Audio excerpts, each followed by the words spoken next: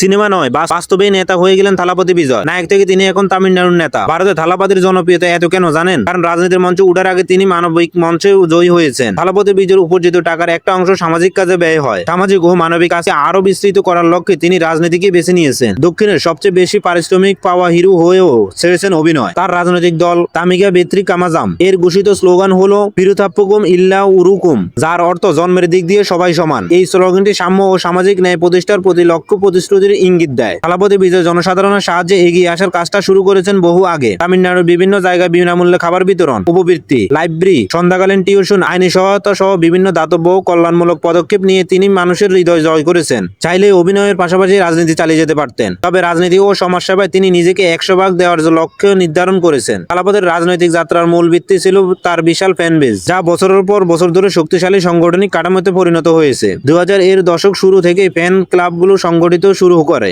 2009 সালে 26 জুলাই পুদুকোট্টই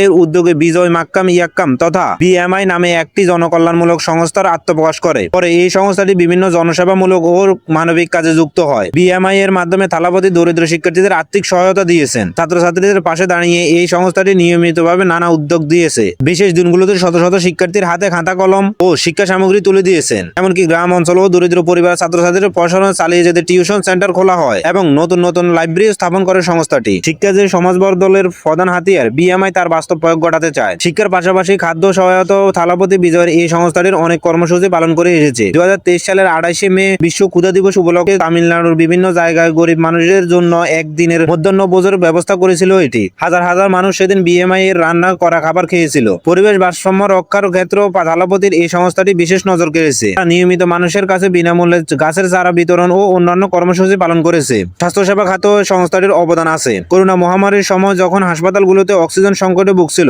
তখন বিএমআই সরকারি হাসপাতালে মাস্ক, গ্লাভস থেকে শুরু করে অক্সিজেনের সিলিন্ডার পর্যন্ত সরবরাহ করেছিল। থালাপতি বিজয় সেই সময় প্রায় 1,30,00,000 টাকার বিভিন্ন দাতব্য তহবিলে অনুদান দিয়েছেন। এর মধ্যে ছিল প্রধানমন্ত্রীর ত্রাণ তহবিল, তামিলনাড়ু মুখ্যমন্ত্রীর ত্রাণ তহবিল, FEFSI এবং আরো কয়েকটি সংস্থা। এছাড়াও বন্যা ও ঘূর্ণিঝড়ে ক্ষতিগ্রস্ত এলাকায় বিভিন্ন মেডিকেল ক্যাম্প আয়োজন করে অসুস্থ শিশু ও নারীদের বৃদ্ধদের চিকিৎসা দিয়েছে থালাপতির বিএমআই। 2023 সালের ডিসেম্বরে চেন্নাই শহরে 25টি জায়গায় একসাথে বিশেষ স্বাস্থ্য ক্যাম্প চালু করা হয়। মানবিক এক ব্যতিক্রমী উদাহরণ হলো দৃষ্টিদান প্রচারণা। বিএমআই চালু করেছিল থালাপতি বিজয় বিঘিয়াম নামে একটি আই ডোনেশন অ্যাপ, যার মাধ্যমে সহজে মানুষ চোখ দানের প্রতিশ্রুতি দিতে পারে কিংবা দাতা খুঁজতে পারে। এই উদ্যোগটি তামিলনাড়ুতে ব্যাপক প্রশংসিত হয়েছে।